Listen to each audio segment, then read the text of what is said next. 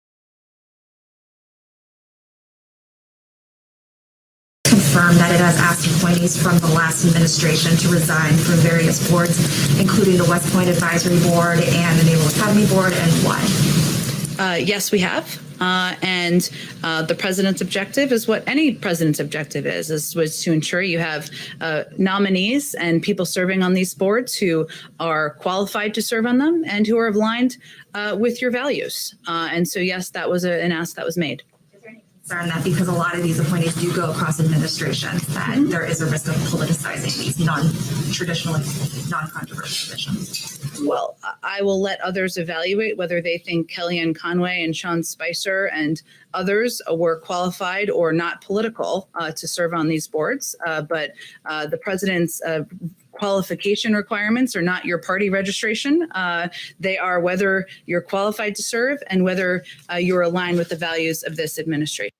Well, remember, you didn't hear this, but I said that Joe Biden asked for the resignation of 13 people, and they're not going to resign. They don't have to resign. They have 3-year terms. Now, if they resign, it's considered that they resigned on their own, okay, for their own reasons, whether they were busy or they didn't want to serve anymore. But that's not the case here. And these people are going to serve out their 3-year term, and Psaki is half-stepping, as she usually does. Now check this out. This is what she says. This is what she says when she's quizzed about it again, because it's going to come up again and again. And these people are saying, hey, we're not going to resign. Fire us. They have 3-year terms. I don't think they can be fired for cause. Who knows?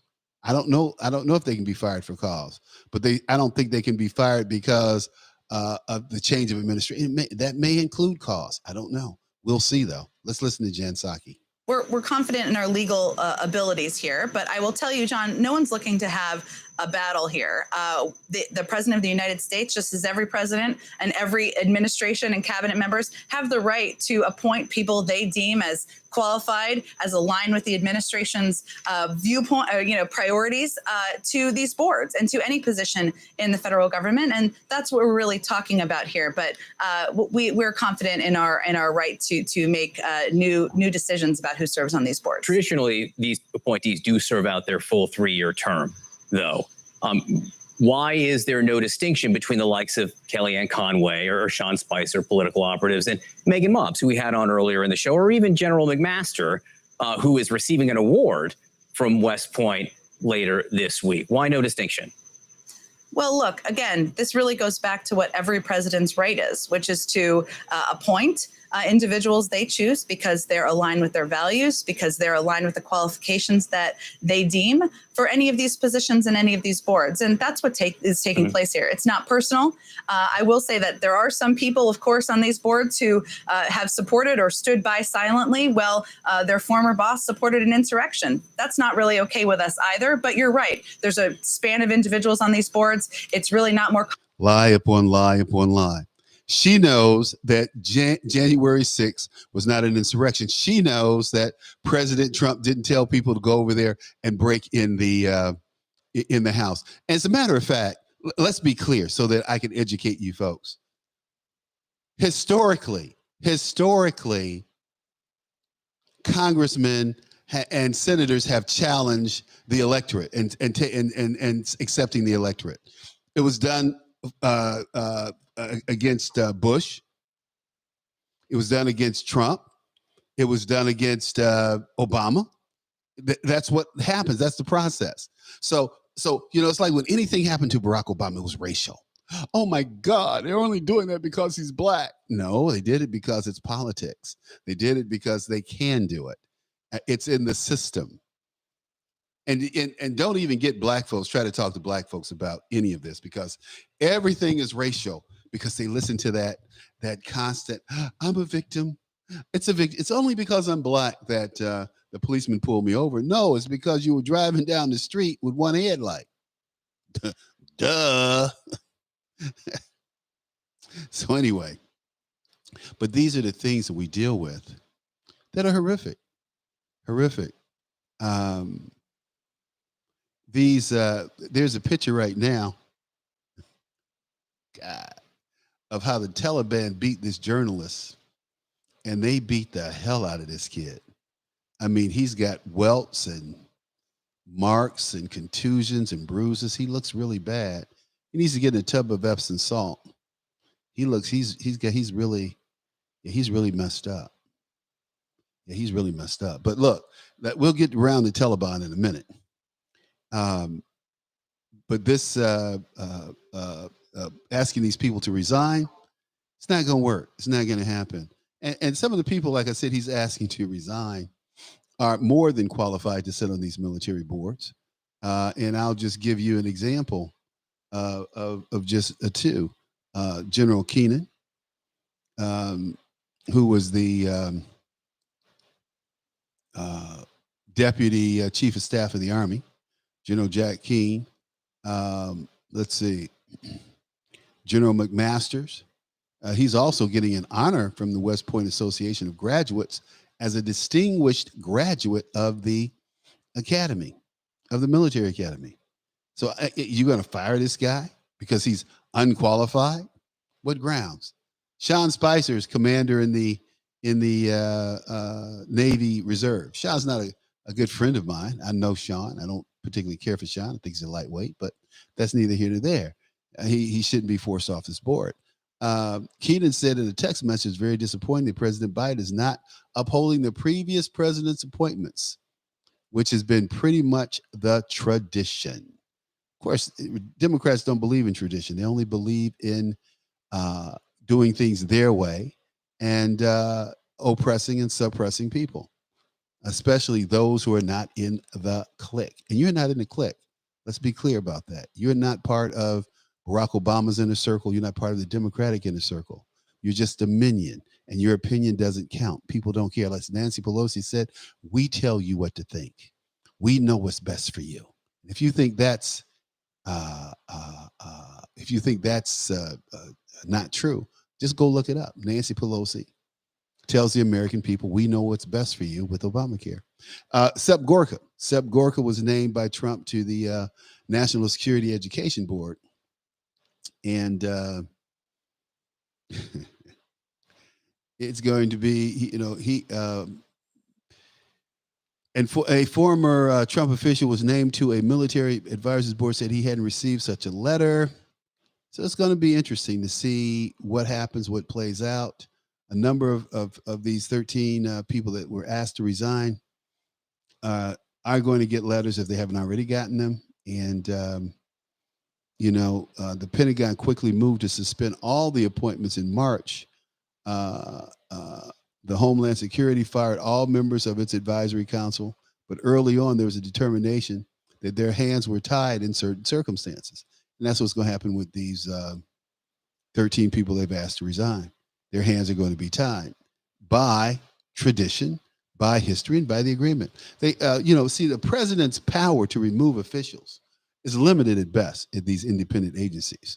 And that was bolstered by a Supreme Court ruling back in June, which said that the leadership structure of the Federal Housing Finance Agency, that's FHFA, was unconstitutional because it allowed a president to fire its director at will, only for cause. It didn't allow a president to fire its director at will, only for cause. For cause. So I think that would apply to the military advisory boards. That's what I was talking about earlier.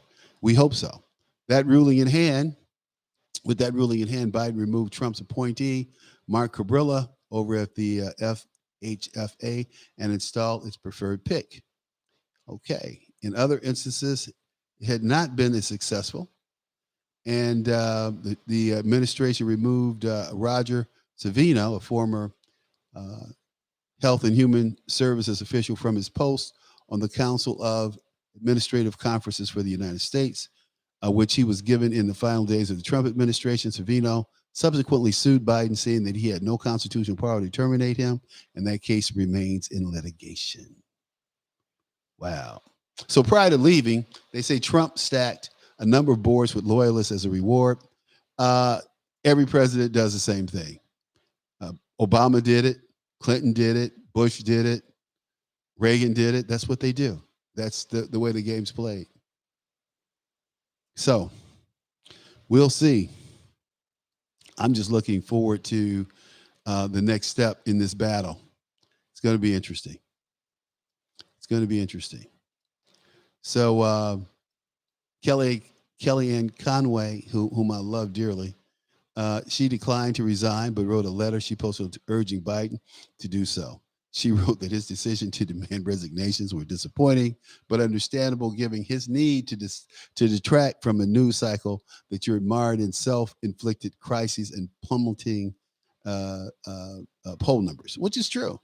You know, the guy's down. He's down a lot. He's down like 30%.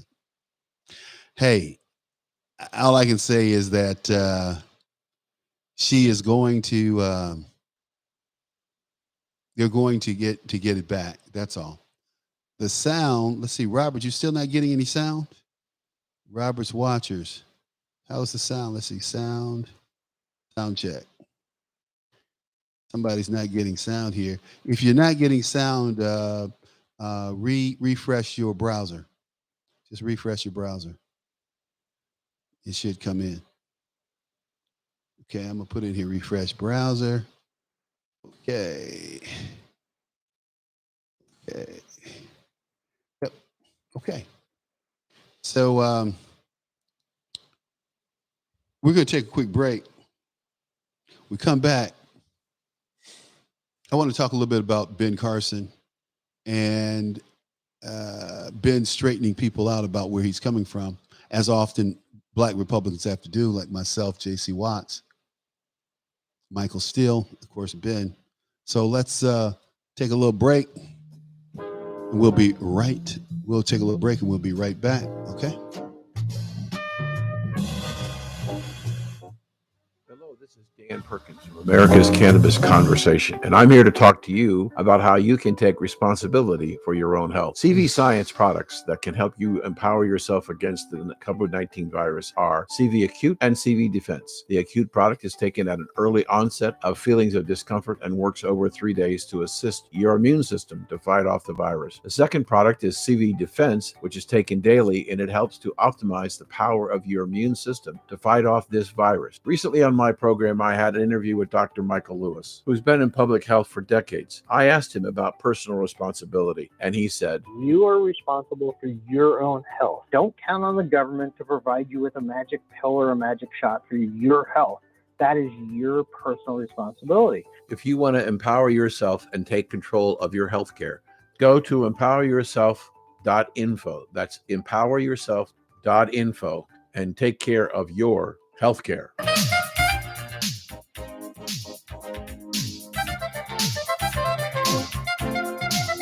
Okay, we're gonna play a little Ben Carson as he's talking on The View last week.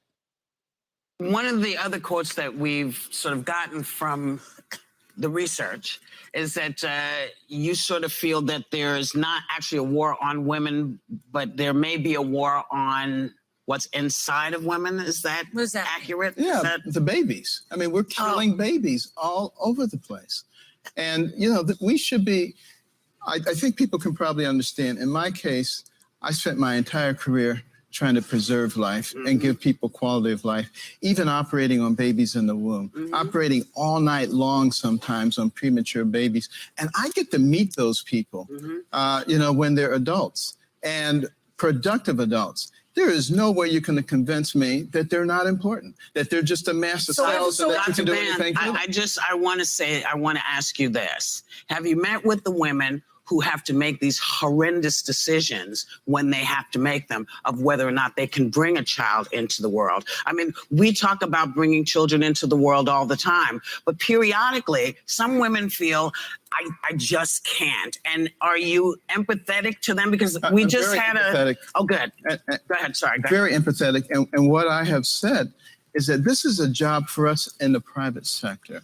What we need to do is make sure that we provide adequate daycare centers for these mothers so that they can get their GED, their associate's degree, their bachelor's degree, you're assuming that these are mothers who aren't educated. I mean, I'm talking about women who make that. Of them. I don't know that you can.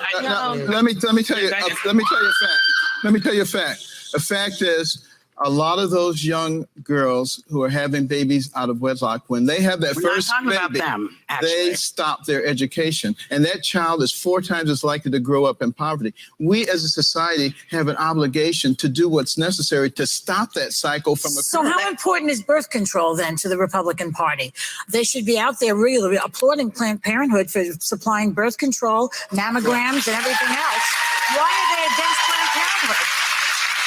Are you against birth control too? I don't speak for the Republican Party. I speak for Okay, me. for yourself. Are you against birth control also? No, I'm not. Okay. All right. And so I guess you believe in daycare centers and maternity leave and food stamps and all the things that go along with raising a kid if you don't have the money. Here's what I believe in, because I get sick and tired of people, particularly progressives, saying Carson grew up poor. He must have benefited from government programs, and now he wants to withdraw all the programs from poor people. We do not assume Wait a minute.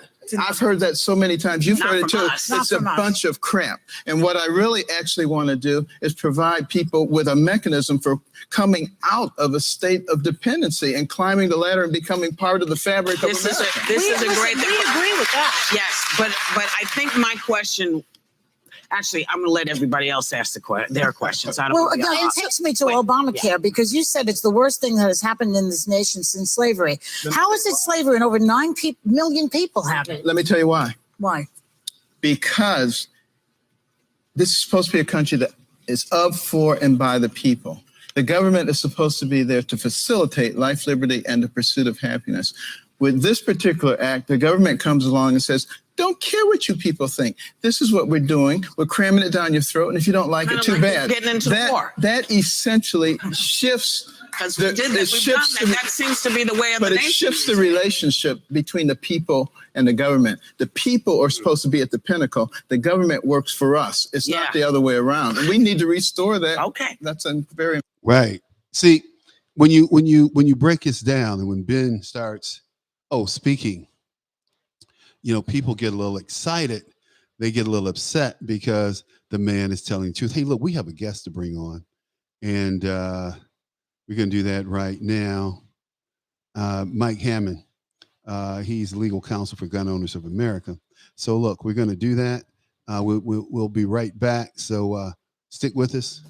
We'll be right back, okay? Hello, this is Dan Perkins from America's Cannabis Conversation, and I'm here to talk to you about how you can take responsibility for your own health. CV Science products that can help you empower yourself against the COVID-19 virus are CV Acute and CV Defense. The Acute product is taken at an early onset of feelings of discomfort and works over 3 days to assist your immune system to fight off the virus. The second product is CV Defense, which is taken daily, and it helps to optimize the power of your immune system to fight off this virus. Recently on my program, I had an interview with Dr. Michael Lewis, who's been in public health for decades. I asked him about personal responsibility, and he said, You are responsible for your own health. Don't count on the government to provide you with a magic pill or a magic shot for your health. That is your personal responsibility. If you want to empower yourself and take control of your healthcare, go to empoweryourself.info. That's empoweryourself.info. and take care of your health care.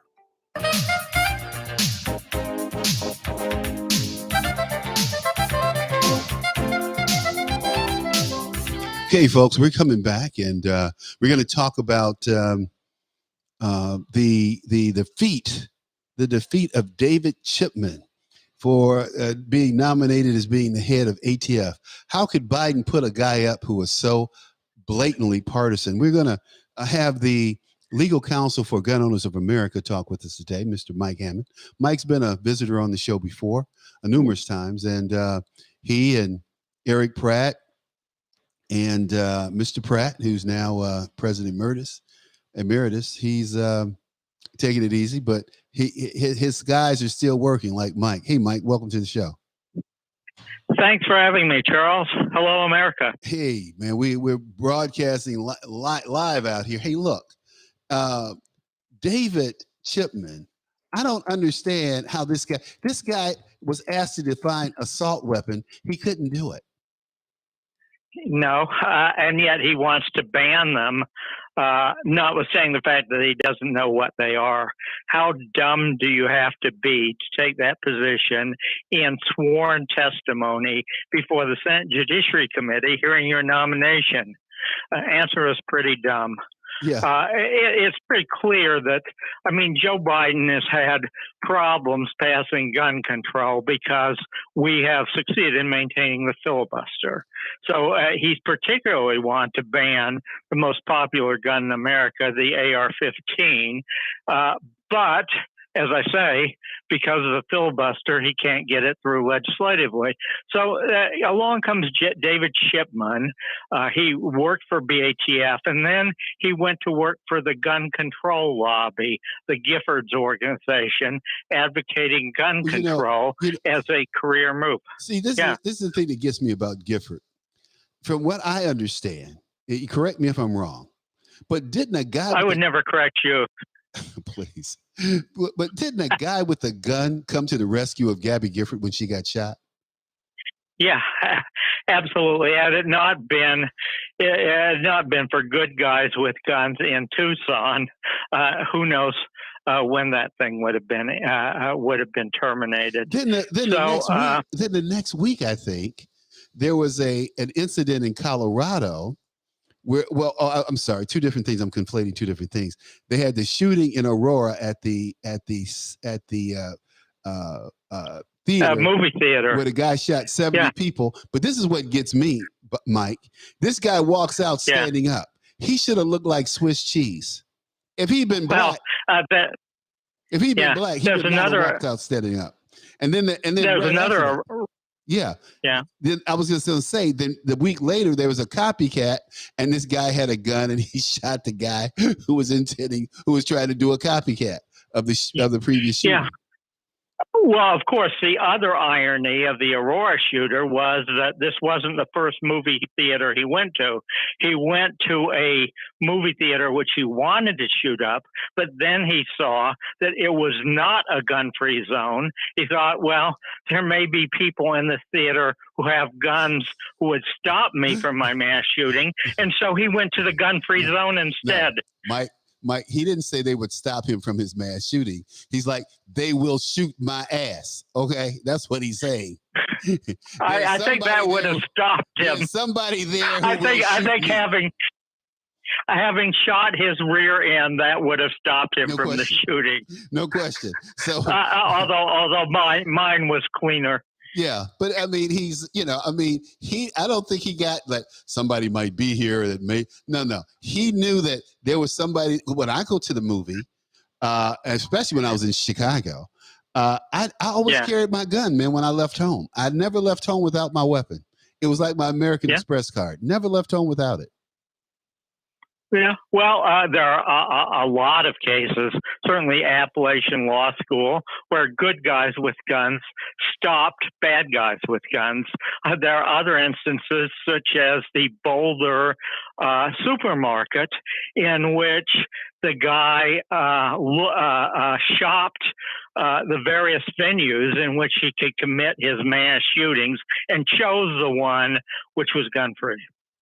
Well, I belong to this club, this private club in Chicago, and they have all of these liberals, these liberal women who've come into the club and gotten on boards and all this other stuff.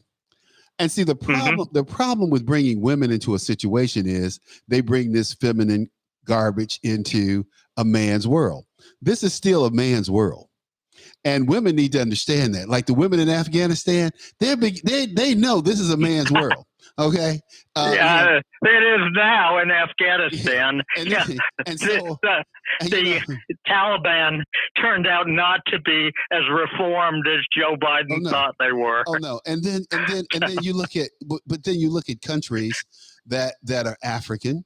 But the women understand that they're in a masculine culture and they accept a masculine culture. But the women in America and in Europe try to feminize men. I was looking at an article today, and this lady was very pro teaching boys to be boys and pushing the male agenda instead of trying to feminize boys. You know, they put all our children, all our young boys on Ritalin. Boys have energy. Boys, that's a healthy boy who's running around shouting, giggling, fighting, wrestling. That's a healthy boy. Now you get these female teachers into this environment. Oh, I can't control them. You know, and it's pathetic, man. They can't control these kids because they have no authority, because you can look at them and tell you're weak, and the boys just run over them. So, but they don't do that to a man. They respect the man. So anyway, I'm not going to do the gender thing right now. Just let me say that we have lots of wonderful female members of Gun Owners of America. Some of them are tougher and better shots than the men are, including my attorney. Well, I would say that you guys need to man up if that's true, because ain't no chick gonna beat me doing anything for long. Well, thank heavens for my female gun-toting attorney, because I certainly rely on her a lot. Good. So I mean, and I think it's important. I think it's important that the pro-gun movement reach out to new demographics, including, of course, black. It's true as long as the demographic isn't trying to change the culture.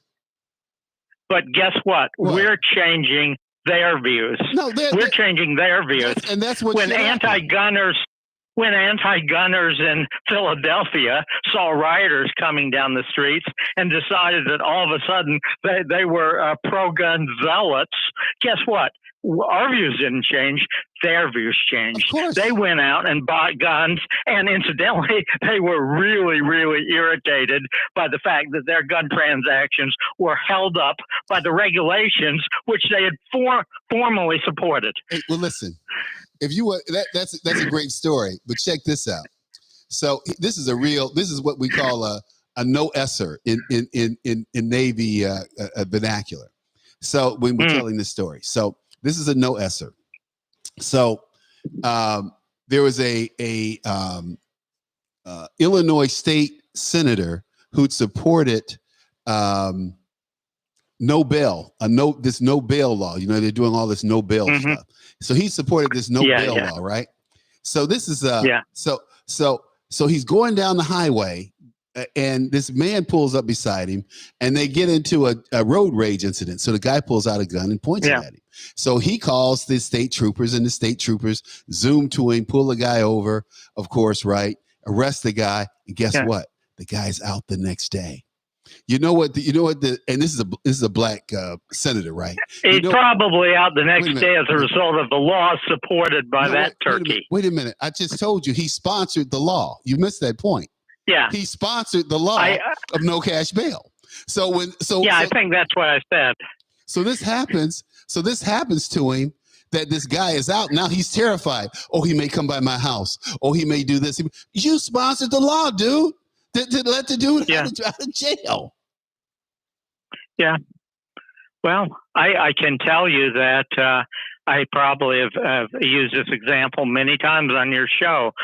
My friend who worked in the Capitol of the United States, they spend billions of dollars on armed protection, but it didn't, in the late 90s, it didn't stop a mass shooter from shooting everyone, the metal detector, and then running into the Capitol and going down the hall. And if my friend was sitting there worrying whether he was going to live or die. If the guy went left, he would die. If the guy went right, Officer Chestnut would die. The guy went right, and all the time my friend is sitting there trembling, afraid for his life, saying, "I wish I had a gun. I wish I had a gun." Why didn't he have a gun? And what was his job? I don't understand. Because he was deputy chief of staff to the effective head of the House of Representatives, and he didn't have a gun because guess what? Guns are banned from staff in the Capitol because supposedly the police are going to take care of us. In fact, they did. But doesn't Dianne Feinstein have a gun? Did she carry her gun into the Capitol? Yes, but the senators can, well, I don't know whether Dianne Feinstein did, but the senators can go around the metal detector and the staff can't. Okay. Speaking of which, Dianne Feinstein may be on her way out of life, and this election going on in California right now may determine whether a Republican or Democrat replaces her. And if a Republican replaces her, the entire Biden agenda is dead. Okay. So anyway. Okay, so listen. Yeah. What is going on with Feinstein? Because we haven't heard anything about her health. I know she hasn't been around. No, she hasn't been around. She may be in very serious condition. It may be that she is either not in the United States Senate or alternatively not in this world within the next few months. And if so, you would sure as heck hope that a Republican were in the gubernatorial seat in order to appoint a Republican to replace her. If that's the case, the whole Biden agenda is gone. Well, this guy is talking about raising taxes 38%, and then he says, I'm not going to raise tax on anyone making under $400,000 a year. Well, I'm sorry. I'm sorry, Mike. Yeah. But when I go to the gas pump, I'm paying $1.25 more now than I was a year ago. Yeah. Guess what? When he raises, I'm sorry. Yeah, I'm paying $1.50 more for the same dozen of eggs that I was buying last year. You think that's not impacting my budget? And when he raises taxes on Exxon from 21% to 28%, which he's trying to do, that price of gas is going to go up another 7%. And then they tell these stupid Americans, oh, well, we're just going to make them pay their fair share. They don't get that corporations pay more than their fair share. Corporations pay sales tax on goods that they buy. They pay sales and tax. Ultimately, corporations don't pay taxes. You and I pay taxes in the form of the cost of the goods and services we buy. There you go. So should we switch to a system like Europe and have a VAT tax? If we had a proposal like that, which I killed in the mid '80s, and the deal was that all these stupid Republicans said, "Oh, well, VAT tax is the way to go." But guess what? The Democrats said, "Okay, we will impose a VAT tax, but we will keep the previous income tax." So it's just 18% on top of all of the taxes you're already paying. Wow. And so as a result, I killed that. I worked for the United States Senate at the time. I organized the opposition, and we put the kibosh on that. But the VAT tax is just a way of saying, we'll take all of the taxes you're currently paying, and those will stay in place. But in addition, we're going to impose an additional 18% tax on you, but in the form of price increases in the goods and services you buy. Well, man, I am so glad that a moron like Chipman didn't get a position that I don't know what to do. I was shocked. And, this is a problem I have. I was shocked that he was nominated in the first place. But I was more shocked and scared that Republicans wouldn't defeat this guy. Because, Republicans have a tendency to go limp when it comes time to stand up and fight. But Cruz, in the end, and Paul really took it to this guy, and other people jumped on. Even Portman jumped in. I'm just amazed. I tell you, I'm looking forward to eliminating some of these senators who are retiring on the Republican side. And I hope we get real Republicans in who are not trying to be nice and out Democrat. I get tired of these guys talking about how I'm nice and I'm collegiate. Hey, man, this is politics. Work for the people. Work for your interests. I'm not looking to send somebody to Congress who's a nice guy. And that's how Barack Obama moves people. He was a nice guy. Yeah. Barack Obama was not a nice person at all. His policies weren't nice. He was, in my opinion, I think the people in Afghanistan are finding that out. They're now being ruled by the people who Barack Obama traded for Bo Bergdahl. Listen, this is a good story. I had a buddy We all know Yeah. Barack. We all know Barack here in Chicago, right? I had a buddy who was good friends with Barack, and he always had when his number came up, the picture would come up of he and Barack shaking hands, right? They're doing a soul handshake, right? So, and I used to always say, Les, this is not good for your business, dude. Everybody, I said, there are people who hate Barack Obama. You know I hate him. I hate his policies, not the person, but I hate his policies. You know, and I could care less about Barack, what he thinks. So, you know, Les and I would go back and forth, and then we just decided that we wouldn't even talk about it because neither one of us is going to move on our opinion of Obama. When Obama released these prisoners, my friend said, you know, that's it. I mean, he said, I'm done with the guy. He released Taliban for this traitor, for this deserter. Nobody bought in it. We're not leaving anybody behind. This is not about leaving anybody behind. This was a deserter. He wasn't an American fighting man. He was a deserter. Yeah, we're leaving a whole bunch of people behind as a result of the fact that Barack Obama 4 are now in charge of Afghanistan, including, including the Navy sailor who's being held captive by the guy in the Haqqani network who's just been appointed Interior Minister. Well, good for him. So, so people suffer when a Barack Obama case, and incidentally, we in the end, every Republican opposed the Chipman nomination. I mean, some of the rhinos were a little squishy, Collins and Murkowski, and we went into their states and battered them and battered them and battered them. In the end, every Republican opposed David Chipman, and some of the Democrats sort of quietly opposed him without coming out against him, like Tester of Montana. So the Republicans aren't great always. They're certainly horrible in connection with the infrastructure bill. But I'll tell you, I sure hope there is a Republican tidal wave in 2022, because that would make a world of difference in terms of what's going on in Washington. Well, do you see that coming? I do. I mean, Biden, same thing.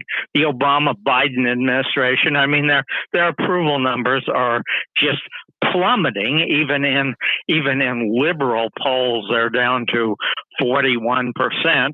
And in the past 100 years, there have only been 2 instances in which a senator, a new president, in his second year in office has not lost seats in the House of Representatives.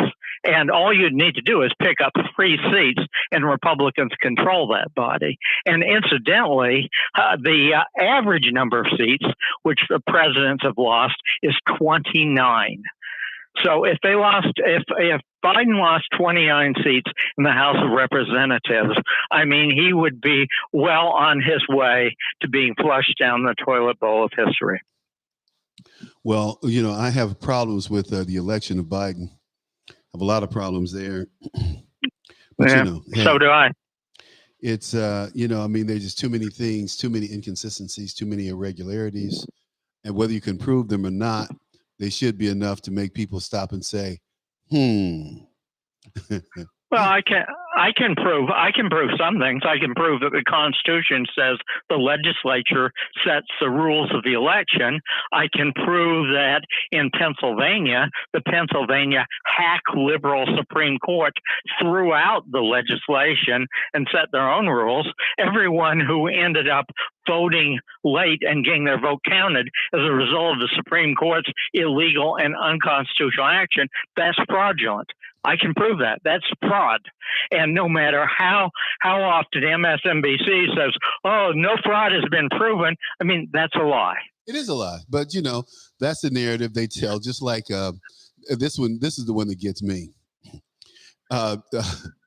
Director of the FBI, Wray, was asked, what do you think of the insurrection on January 6th? He said, well, the FBI classifies that as a domestic terrorist event or incident, not an insurrection. all of the papers, all of the liberal papers said this. FBI Director Wade calls the insurrection on January 6th a domestic terrorist incident. Yeah. Well, so they just make it an insurrection, even though it's not considered an insurrection. I mean, it's just amazing.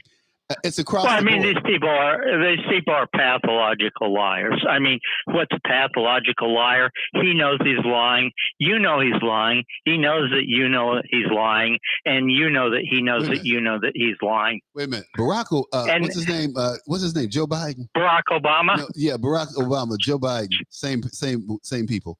Joe Biden. But the difference is Obama said, "Don't underestimate Joe Biden's ability to F things up." So the issue here is what I was getting ready to say was that Biden that he lied and said he went to an HBCU.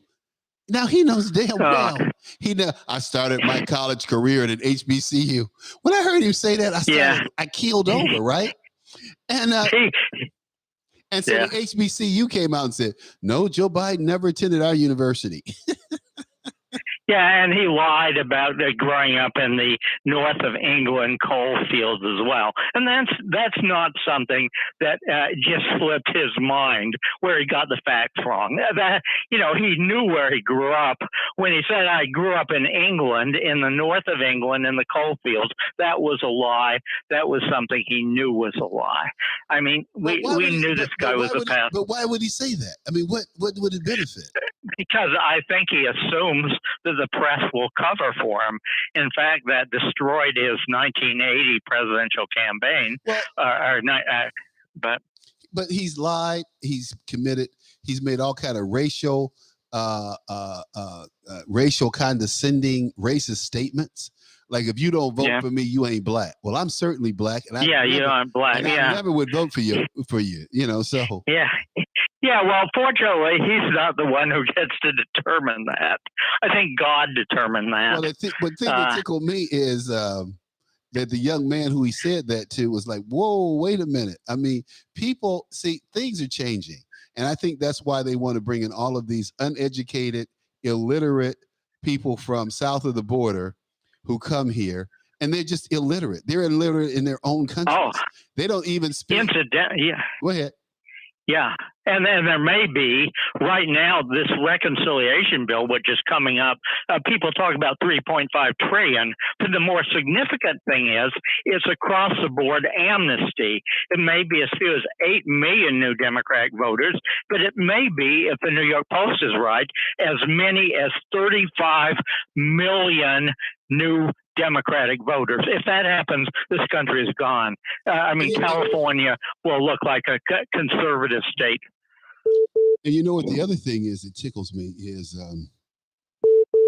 the other thing that tickles me a lot is that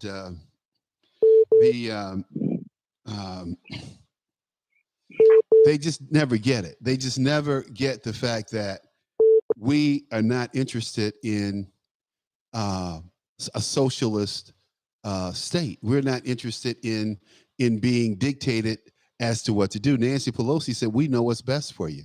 Bernie Sanders says, "We know what's best for you." AOC says, "We know what's best for you." Tlaib says, "We know what's best for you." The Somali woman out of Minneapolis said, "We know what's best for you. You don't." It's amazing that people can even be a Democrat. I just don't. And we're right in the middle of that battle right now. I mean, if this infrastructure bill passes, then we're through. Well, I don't think it will, and I think even Democrats are fighting it. Hey, but look, we missed our window at Red State, but I wanted you guys to know at Red State, thank you for listening. Thanks for tuning in. We were out here still on YouTube doing our thing and broadcasting. So, man, I tell you, Mike. Yeah. I never thought that I would see this country in this kind of shape again. Jimmy Carter, this takes me back to the Jimmy Carter years. Barack Obama was bad. Jimmy Carter was worse in terms of, I think, national security. But this is the only time I can tell you. And then, see, people forget that under Obama, we had the Chinese aggression, both economically and militarily, that Barack would never confront. He said, we're just managing the change. And then you had North Korea flying missiles across Tokyo and Honolulu. All of that stopped when Trump came in. We had Russia. We had 400 million people, 400,000 people coming to our border. Trump stopped them in Mexico. You had Russia take over the Crimea without a shot being fired. And Barack Obama currently it's trying to reconstitute the Soviet Union, starting out with the Crimea, the sections of Ukraine it seized, Belarus, and maybe going on to Lithuania. I mean, we may have the Soviet Union reconstituted under Biden's watch, and he's too incompetent to do anything about it. Well, you know, the American people elected him. They didn't like the way that Donald Trump sounded. They didn't like the way that Donald Trump responded. So guess what? They got what they voted for. Well, those people who voted for, I'm not quite willing to say the American people elected him, given the fraud that happened in Pennsylvania. But I the people who voted for him certainly, and who are now having second thoughts about exactly what they chose, got what they deserved. They got what they deserved. That's my point. They got what they deserved. And I could, I just don't care. I could care less at this point. It's like the White House is claiming that the Taliban acted very businesslike during the evacuation. Now, I just saw pictures. On Fox News where a young man was beaten, and I mean, he had welts and he had big, huge bruises on his back. Yeah, I saw those. I saw two of them who were beaten. And incidentally, the people who went to negotiate with Adolf Hitler came back and said he was a reasonable man who they could work with. So, people, particularly diplomats, particularly liberal diplomats, have no sense of judgment, and yet they don't seem to suffer the consequences. Well, you look at Fauci. I have a family member who's a doctor who was going over to China, working with China. And I said, dude, why are you giving this technology to China? They're our enemy. And you know what he said? These are nice people. These are good people. I said, dude, they're communists. He says, no, they're not communists. Yeah, they're communists. So I had to show him. I had to show him that China is a communist country. They put 1 million Uyghurs in concentration camps now. They have murdered 100 million infants. Some of them infant girls are being left out to die. But I'm talking about a man. I'm talking about a man who is supposed to be an intelligent guy. He's an esteemed expert in his field. And Fauci? My friend. And he doesn't. Your friend. He doesn't understand that the communists are not only working against us, they're not our friend. And he's over here, treat them like they're colleagues, and they're just sucking information from us. They're just sucking technologies from us with a smile, and these fools are just giving it up. And then you have this idiot Joe Biden who leaves all of these military arms intact. But you know what was interesting, and that's come out, is that the military managed to disable a number of the machines that they left behind. Well, maybe, but this may not stop China and Russia from reverse engineering them and finding out. It's not going to stop them at all. But you have to understand, this is all part of the military-industrial complex. We spent all this money. Joe Biden knew exactly what he was doing. Joe Biden needs to resign. That's not going to happen. But he needs to resign. This guy, the lamestream media won't even cover this guy.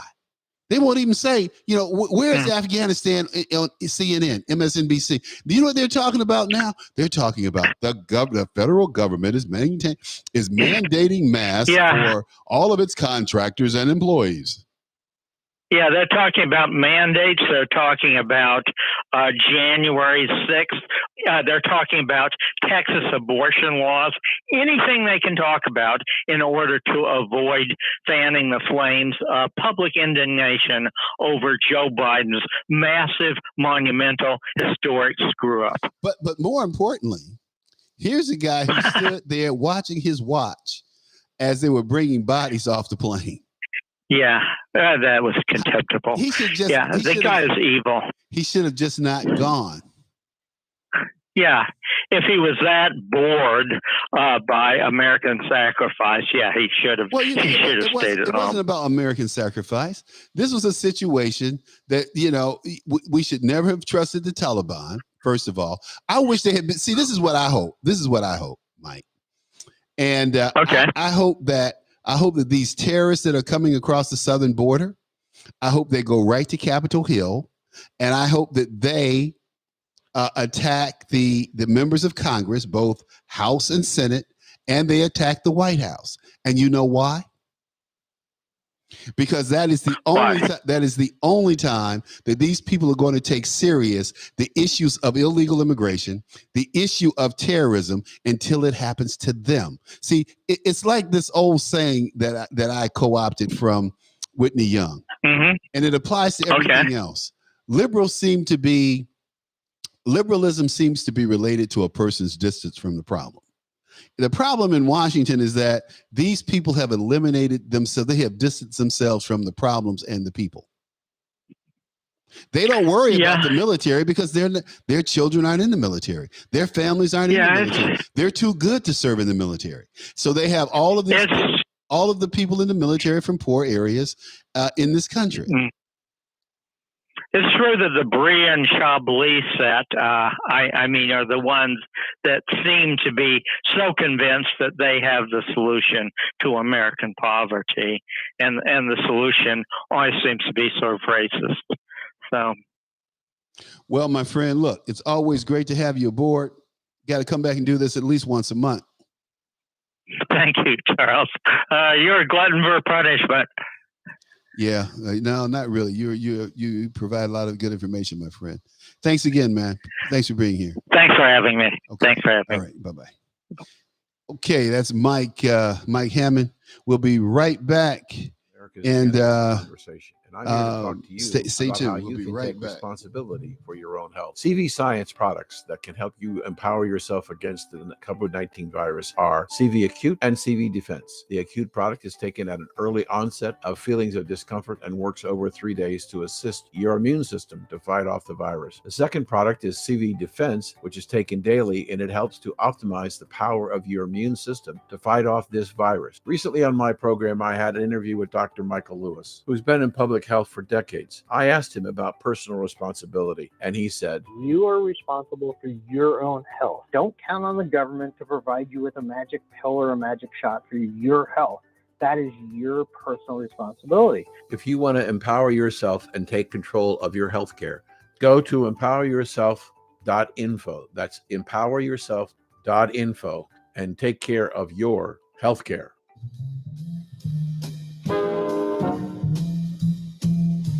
Okay, we're back. Reality check with Charles Butler. Hey, one of the things I'm going to be covering the next couple of days is the fact that more college-age women are having babies outside of marriage. They have that first baby outside of marriage, and then the second baby is they've married and settled in, and by the time 6 years roll around, they're divorcing and they got 2 kids. Ain't true. I'm just telling it like it is. 50% of all marriages end in divorce.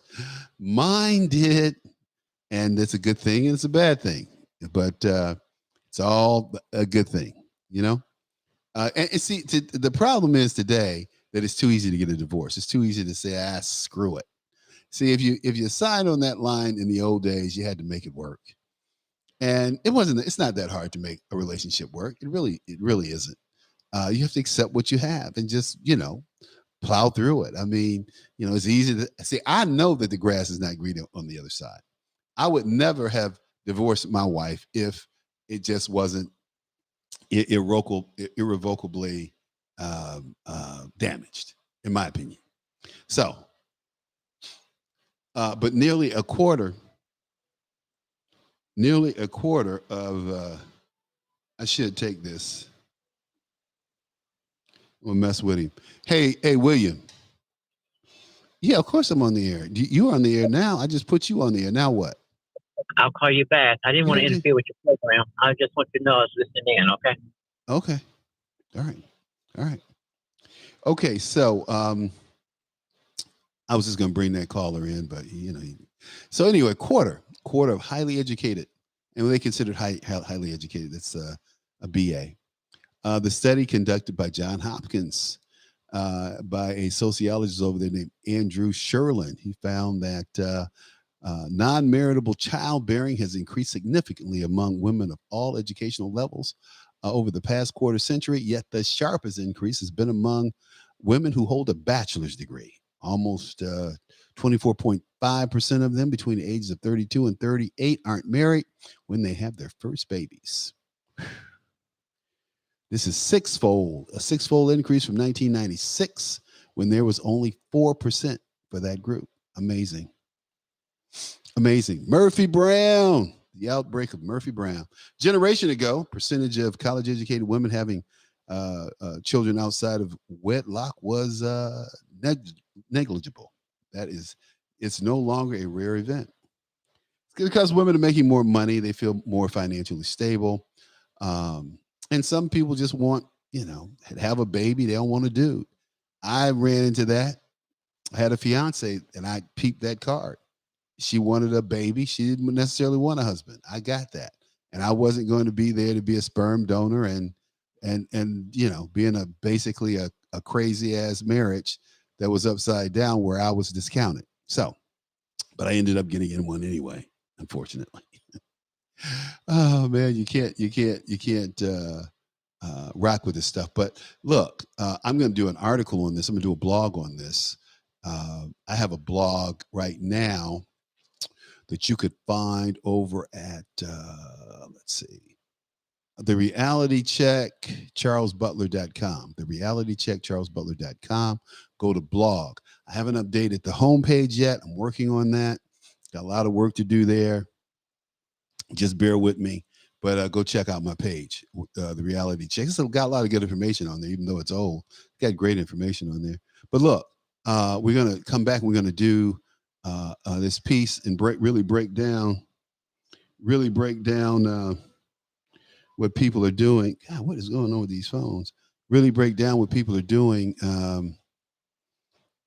in terms of having these babies out of wedlock and what that trend is, and how that trend is emblematic of Black families in the 60s and what Daniel Patrick Moynihan called the destruction of the Black family. So, I think that we're having a destruction of a family now. And but we'll get over it. We'll change it. We'll change that culture, and hopefully we'll bring back the male to the family structure. Hey, look, it's Charles Butler. I'm going to sign off today. Tomorrow we're going to have Dan Perkins on. Dan is an author. He's written, numerous books. One of his books is called, Dan wrote a number of books. Let me think of some of Perk's books. Let's see, Dan Perkins' books. He would kill me if I didn't mention these books tomorrow. But The Brotherhood of the Red Nile, America's Rebuilds by Perkins. It's really good. I mean, he lays out some of these terrorist scenarios, and that's how they played out. But check him out. This is Charles Butler. I'm signing out. You guys be good. Talk to you tomorrow. And we're going to have Perk with us.